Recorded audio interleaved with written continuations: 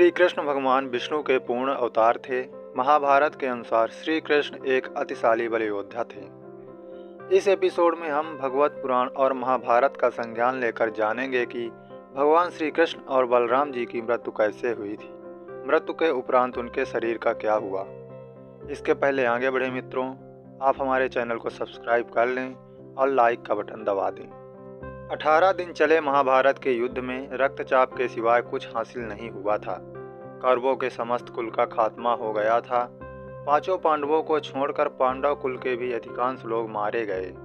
लेकिन इस युद्ध के कारण युद्ध के पश्चात एक और वंश का खात्मा हुआ था। वो था श्री कृष्ण जी का यदुवंश। महाभारत युद्ध की समाप्ति के बाद जब युधिष्ठिर का राज तिलक हो रहा था, तब कौरवों की माता गांधारी ने महाभारत युद्ध के लिए श्री कृष्ण को दोषी ठहराते हुए श्राप दिया था कि जिस प्रकार कौरवों के वंश का नाश हुआ है, ठीक उसी प्रकार यदुवंश का विनाश होगा। इसी कारण से भगवान की मृत्यु हुई और संपूर्ण यदुवंश का नाश हो गया था। फिर श्री कृष्ण द्वारका लौट आए और यदुवंशियों के साथ प्रयास के क्षेत्र में आए। यदुवंशी अपने साथ अन्य फल आहार सामग्री भी लाए थे। श्री कृष्ण ने ब्राह्मणों को भोजन दान करके यदुवंशियों को मृत्यु की प्रतीक्षा करने का आदेश दिया था। कुछ दिनों बाद महाभारत युद्ध की चर्चा करते हुए सात्विकी और कृतवर्मा के बीच विवाद हो गया। सात्विकी क्रोधित हो गया और उसने कृतवर्मा का सिर काट दिया। इस कारण उनके बीच आपसी युद्ध छिड़ गया। वे समूहों में विभाजित होकर आपस में लड़ने लगे। इस युद्ध में श्री कृष्ण के पुत्र प्रद्युम्न, मित्र सात्विकी और अनिरुद्ध सहित सभी यदुवंशी मारे गए। केवल बबलू और दारुक ही बचे थे। कृष्ण अपने बड़े भाई बलराम जी से मिलने के लिए निकले। उस समय जंगल के बाहरी छोर पर विराजमान थे। बलराम जी ने समुद्र तट पर बैठकर एकाग्र चित्त से परमात्मा का चिंतन करते हुए अपनी आत्मा को आत्मस्वरूप में ही स्थिर कर लिया और मनुष्य शरीर छोड़ दिया। श्री कृष्ण जानते थे अब सब समाप्त हो चुका है और फिर वह एक पीपल के पेड़ के तले जाकर चुपचाप धरती पर बैठ गए। श्री कृष्ण उस समय अपना चतुर्भुज रूप धारण किए हुए थे और समस्त देवताओं को अंधकार रहित प्रकाशमान कर रहे थे। उस समय भगवान अपनी दाहिनी जांघ पर अपना बायां चरण रखे हुए थे। उनका लाल लाल तलवार रक्त कमल के समान चमक रहा था।